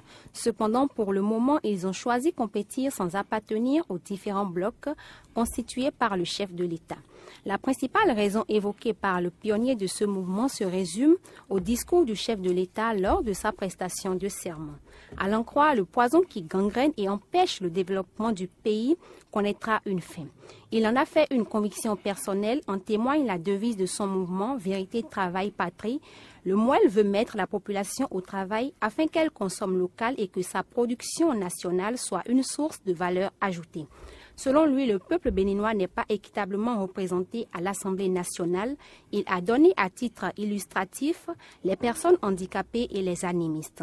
Il nous a également laissé entendre, tout en rassurant le peuple, que le président de la République est à l'écoute de ses compatriotes et surtout de l'opposition. Il est resté en politique pour se prononcer sur les propos de l'ancien président Boni Yayi, je cite, « Il ne faut pas que l'Assemblée nationale serve un homme ». Jacques Ayadji pense et affirme que ce dernier est mal placé pour tenir de tels propos. Pour lui, l'ancien chef d'État est l'instigateur de la situation actuelle du pays. Il a pour finir remercié les militants de Mouel Bénin pour leur engagement à travers le paiement de leurs droits d'adhésion ainsi que leur cotisation mensuelle. Merci. Merci Chris Belponcho pour ce résumé bref de cette émission. On va vous retrouver donc dimanche prochain pour d'autres informations. Monsieur Jacques Ayadji, c'est la fin de cette émission. Je vous laisse 1 minute pour votre mot de la fin. Vous voyez la capacité de la femme. Ah oui. Je voudrais la féliciter. Ah oui. Elle a en quelques minutes ramassé tout ce que j'ai dit. Eh bien, le Bénin ne peut pas se développer sans compter avec la femme. C'est aussi un cheval de bataille de Mouel Bénin. Ah, c'est la bataille aussi au niveau de Mouel Bénin, la femme, bien sûr, au centre la femme au cœur du développement. Ah, oui. On peut pas, les deux pôles de l'humanité, on ne peut pas vraiment minimiser un au profit de l'autre. Tout à fait. Donc je suis très heureux de cet échange que nous avons eu ce matin. Je ne sais pas si j'ai pu convaincre la Béninois, mais l'essentiel est que le débat soit mis sur la table nationale. Je crois que, comment on appelle, ce qui se passe aujourd'hui, c'est le phénomène Mouel Bénin. Ah oui. Donc ce débat va se poursuivre. Et nous allons quand même, parce qu'on est convaincu que c'est ça qu'il faut. Il faut faire en sorte que les idées priment, surtout. Il faut faire en sorte que l'hypocrisie ambiante du pays, qui vraiment font que chaque fois, on ne regrette que le chef d'État, parce que là, on n'a pas eu l'occasion d'aller sur ce terrain. On n'a pas eu rien dit, ah non, c'est une opposition populaire. Tout le monde est contre. Oui, pourquoi chaque fois être contre? Et les gens, là, j'ai vu des gens regretter Boni Yayi. C'est ça qui va faire que, ça veut dire que demain, on va regretter et Patrice Talon. Non, il faut que le peuple béninois sache là où se trouvent ses intérêts. Parce que ceux qui disent qu'ils sont opposants là, ils sont opposants par rapport à quoi? Quelle est leur, comment on appelle, l'alternative de développement à ce pays qui propose? Non, on veut vraiment aller là-bas. Et puis les populations ont fait attention. Ceux qui vont à l'Assemblée, qui disent des choses, ils disent, ils vont à l'Assemblée, ils vont changer de veste là-bas. Est-ce qu'ils viennent rendre compte au peuple? Donc, si les gens disent, ils sont dans l'émotion, et puis on dit, oui, voilà. Les gens peuvent, une fois là-bas, encore changer. Hein? C'est ça. Donc, je demande au peuple de chercher à voir pour qui ils votent. Et non être focalisé sur, je ne veux pas tel. C'est ça. Si ils votent comme ça, ce serait dommage pour le pays, et je ne souhaite pas ça. Tout à fait. Et je souhaite que vous nous aidez, parce que je sais que l'enracinement de Mouel Bénin est dans votre intérêt. Vous, en Suisse, nous des travaux, et l'ensemble des journalistes, l'ensemble des couches de la population, parce que ce n'est pas l'implémentation de tout ce que nous disons là que le pays va se relever. Donc, aidez-nous, nous n'allons pas fait des mouvements de foule, nous irons au contact des populations, comme je l'ai dit, et tête par tête, pour passer la bonne nouvelle, pour dire au peuple que l'action politique peut être un apostolat. Et nous en avons la conviction, et nous allons y arriver. Merci. De toute façon, OCFM a déjà fait un programme dense par rapport aux candidats, par rapport donc aux partis politiques qui vont se succéder donc dans ce studio, donc lors d'une émission que nous allons peut-être baptiser sur la route du palais des gouverneurs à Porte-Nouveau. Donc vous aurez peut-être l'occasion de revenir dans ce studio. C'est surtout un débat contradictoire. Parce qu'il faut croiser les idées. Absolument, je crois que c'est... Croiser les idées. Parce que lorsqu'on vient faire des monologues comme ça dans les studios, moi, je ne suis pas fort dans ça. La prochaine fois, vous serez avec quelqu'un, ça c'est sûr. Voilà. Merci. Voilà, mesdames et messieurs, tout est bien qui finit bien. Merci donc à Roch Ogboton Credo au service des programmes qui justement nous ont aidés à avoir encore 15 minutes supplémentaires dans cette émission. Le premier numéro donc de votre émission sociopolitique Kassita se conjugue donc désormais au passé. Était en studio M. Jacques Kayadji, président du mouvement des élites engagées pour l'émancipation du Bénin, Mouel Bénin. M. Jacques Kayadji, merci d'avoir été là. Franchement, bonne chance à vous. C'est pas facile pour la suite. Bonne chance à nous. Je sais dans votre intérêt. Merci beaucoup. Merci. Partez-nous Gomez avec toute l'équipe de IBAN FM de Paracourt, Roch Ogboton Credo, Chris Belmocho et puis moi-même Hospice. Nous vous remercie donc pour votre sympathique attention. Sachez que la patience donne le courage enfante l'espérance et l'espérance ne laisse pas tomber dans la honte. Ayez tout simplement le courage dans cette vie. Prenez soin de vous et à dimanche prochain. Au revoir.